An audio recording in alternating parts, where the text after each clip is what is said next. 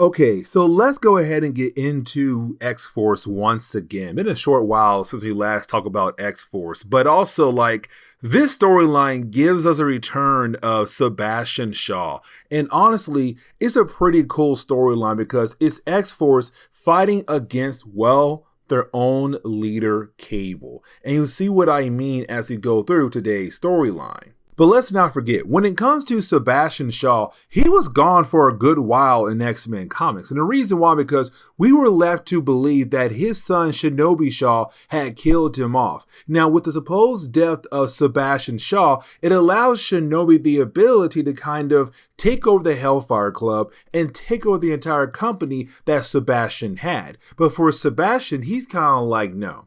There's no way I'm going to let my son take everything I built up from the ground up. And so it's him saying it's time for me to come back in the picture and take back everything that I had lost over time. Now, he had found a new partner, and that would be Holocaust. Now remember, Holocaust comes from the Age of Apocalypse timeline, alongside with Dark Beast, Sugar Man, and also X-Men. But for Holocaust and X-Men, they had arrived in the present day. Now, for Holocaust, he was able to get a brand new power suit from Sebastian Shaw. Now, Sebastian kind of knew that Holocaust is just way too powerful to just trust. And so you have Sebastian bring in Lady Tessa. Now, for Lady Tessa, she is a psychic, but she is a low-level psychic. But she's still strong enough to make sure Sebastian cannot be attacked by Holocaust. As a matter of fact, you had Holocaust wanting to kill off Sebastian, but she was able to stop him. Now,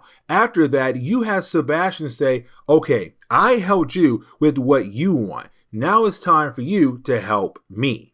And so now we kind of transition over to Boom Boom, or at this point in time, they called her Boomer on X-Force. But for Boom Boom, she's finally going back home. Now, we kind of learn here that she ran away from her father because things kind of fell apart between them. Now, for her, it has been a very long time. So while he's trying to work on his car, he didn't realize she was coming. He turns around and there goes his daughter. But now we have to transition over to Caliban and also Sunspot. Now, for Caliban and Sunspot, they're technically in the tunnels of the Morlocks. Because remember, for Caliban, he was a Morlock. But unfortunately, right after the mutant massacre, he was kind of being jumped around in different groups when he came to the X books. You know, it was X Factor, Apocalypse side, and now he's on X-Force side. And so when it comes to Caliban and Sunspot, it's really more Caliban just going back over to his roots. But then out of nowhere, you have Caliban just run away.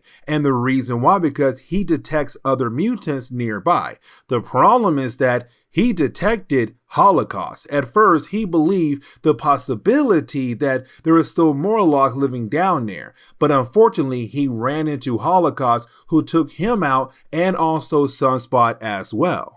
Now we do jump over to Warpath and also Siren. Now we were kind of in this weird point in time where for Warpath, he has feelings for Siren, but Siren does not really have feelings back towards him. Like there could be some feelings there, but she's not really expressing the idea of being with him. And so for Warpath, he's kind of lost and confused. Technically the dude's in the friend zone, but either way, while you do have the two out in the city and while you have her trying some clothes on, he overhears her calling out for help. By the time he gets to her, she's already taken. And then he's confronted by Sebastian Shaw. And so you have Sebastian just being able to take him out as well. And the trend kind of continues on because when we jump over to Shatterstar, you have Shatterstar going back to the club that him and Richter went to in an earlier storyline that we had covered. Except this time, it's just him going by himself. Now, while out there, he overhears somebody getting beat up. So you have Shatterstar being that hero. The problem is that while being that hero, unfortunately, he got ambushed by the forces of Sebastian. And so just like that, he's also has been taken in by Sebastian and Holocaust. And so getting into the final pages of this storyline, we really pick up with Boom Boom and her father having a discussion and being able to kind of heal from their broken relationship. Now, this is the moment where we learn that for Boom Boom, her mother is alive. She believed that her mom died many years ago, but her father says, no, your mom is alive. Now there's a knock on the door, and when she goes to answer the door, unfortunately, she sees Sebastian and also Holocaust.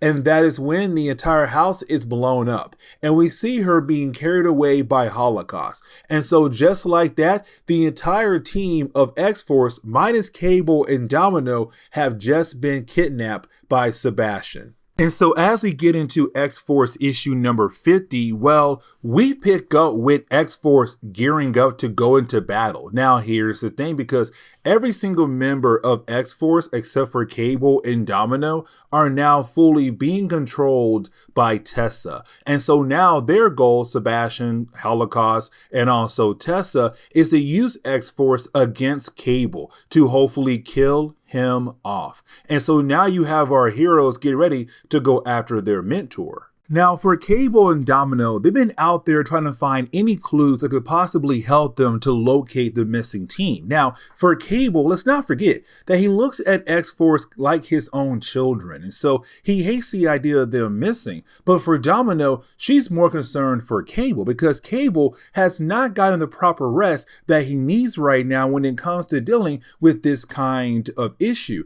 But for Cable, he's kind of like, no, I can't stop. I have to keep going until I am able to find my missing team. But while trying to find different clues, he don't realize his team is about to meet him very soon.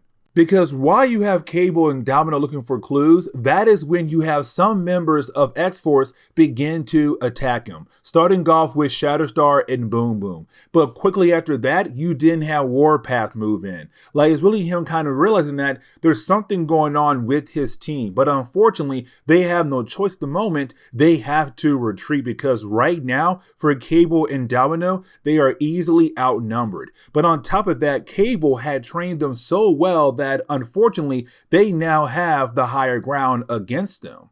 Now, for Sebastian, he's kind of enjoying the fact of using X-Force against Cable, but you have Lady Tessa warn him, like, 3 people on the team had their minds altered. And so it's her saying that out of those 3, they're really hard for her to continue to control. But on top of that, she's a novice psychic. She's not as good as Psylocke or Jean Grey or Charles Xavier. She's nowhere near their level. But for Sebastian, he still believes that she's just good enough to kind of help him achieve his mission. And so that kind of leads us back over to the battle taking place between Cable and also X-Force. Now, as the battle goes on, it really does kind of get to the point where you have Cable realize he needs to make a move, because right now it's just him and Domino just constantly on the run and trying their best to dodge all the different things coming after them.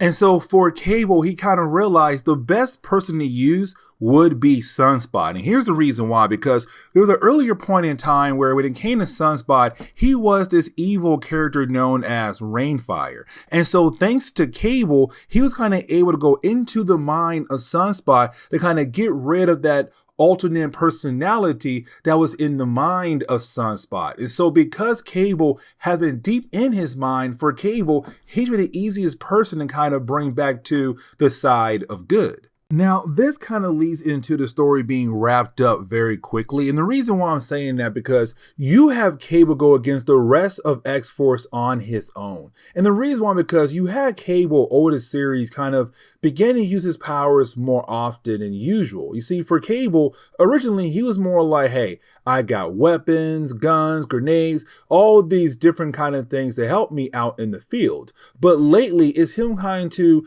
use his abilities more often. And so you have Cable being able to kind of go into the minds of all the different members of X-Force to kind of show them the true past of their actual lives. Like, hey, no, you never were part of Sebastian Shaw's side. You were part of X-Force alongside with me. And so after doing that, you didn't have all the different members of X-Force kind of realize like what happened to them, and they all go home together.